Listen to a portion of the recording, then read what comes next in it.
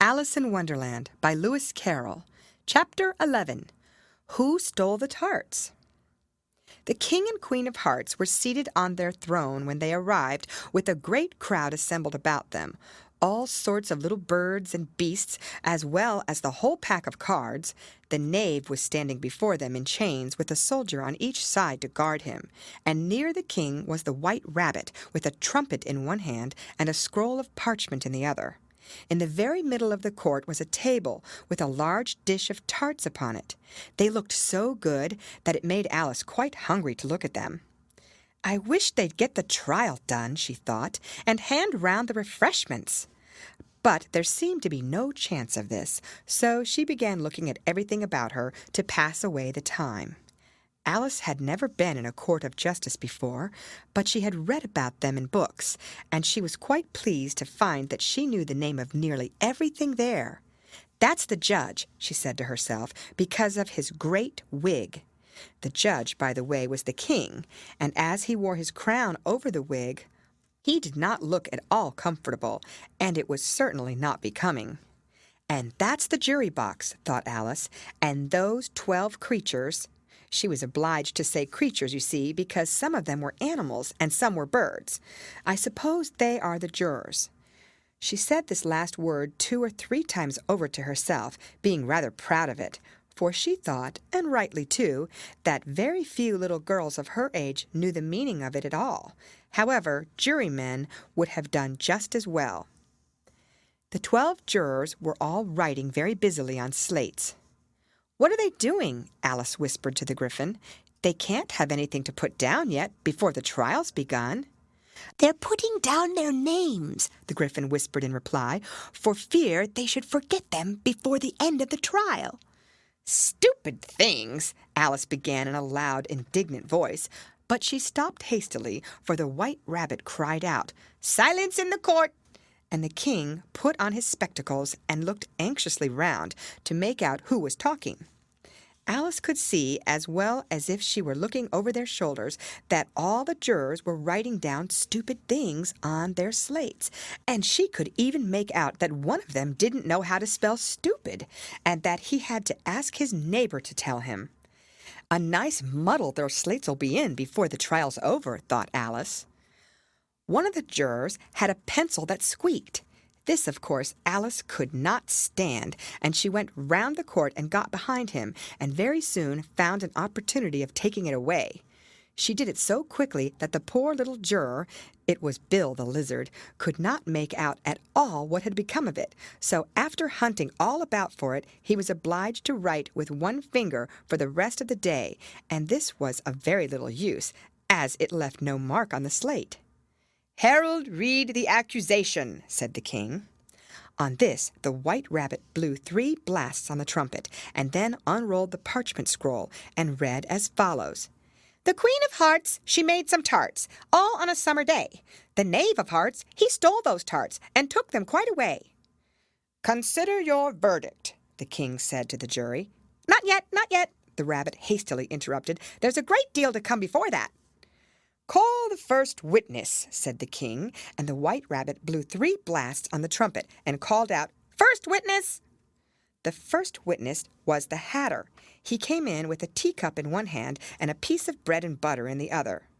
"I beg your pardon, your majesty," he began, "for bringing these in, but I hadn't quite finished my tea when I was sent for." "You ought to have finished," said the king. "When did you begin?" The Hatter looked down at the March Hare, who had followed him into the court, arm in arm with the Dormouse. 14th of March, I think it was," he said. 15th, said the March Hare. 16th, added the Dormouse. "Write that down," the king said to the jury, and the jury eagerly wrote down all 3 dates on their slates, and then added them up and reduced the answer to shillings and pence. "Take off your hat," the king said to the Hatter. "It isn't mine," said the Hatter. "Stolen!" the king exclaimed, turning to the jury, who instantly made a memorandum of the fact. "I keep them to sell," the Hatter added as an explanation. "I've none of my own. I'm a Hatter." Here the queen put on her spectacles and began staring at the Hatter, who turned pale and fidgeted. Give your evidence, said the king, and don't be nervous, or I'll have you executed on the spot. This did not seem to encourage the witness at all. He kept shifting from one foot to the other, looking uneasily at the queen, and in his confusion he bit a large piece out of his teacup instead of the bread and butter. Just at this moment Alice felt a very curious sensation, which puzzled her a good deal until she made out what it was. She was beginning to grow larger again, and she thought at first she would get up and leave the court. But on second thoughts she decided to remain where she was as long as there was room for her. "I wish you wouldn't squeeze so," said the Dormouse, who was sitting next to her. "I can hardly breathe." "I can't help it," said Alice very meekly. "I'm growing." "You've no right to grow here," said the Dormouse. "Don't talk nonsense," said Alice more boldly. "You know you're growing too." "Yes, but I grow at a reasonable pace," said the Dormouse. "Not in that ridiculous fashion." And he got up very sulkily and crossed over to the other side of the court.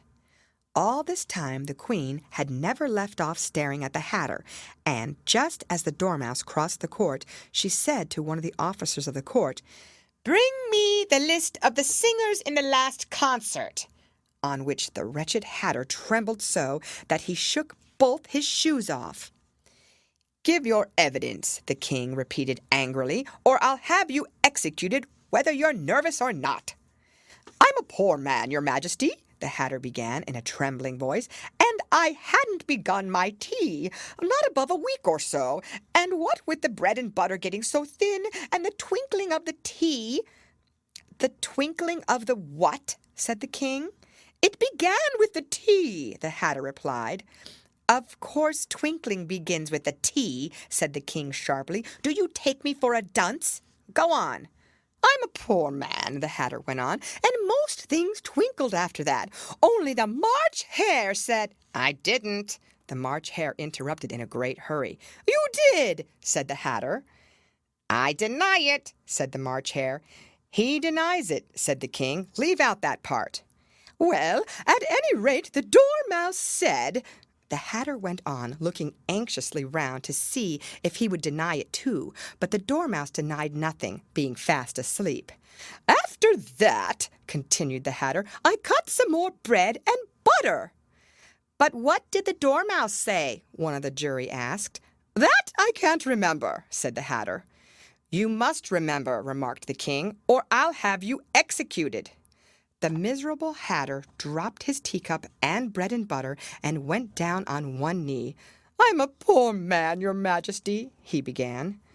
"You're a very poor speaker," said the king. Here one of the guinea pigs cheered and was immediately suppressed by the officers of the court. As that is rather a hard word, I will just explain to you how it was done. They had a large canvas bag which tied up at the mouth with strings.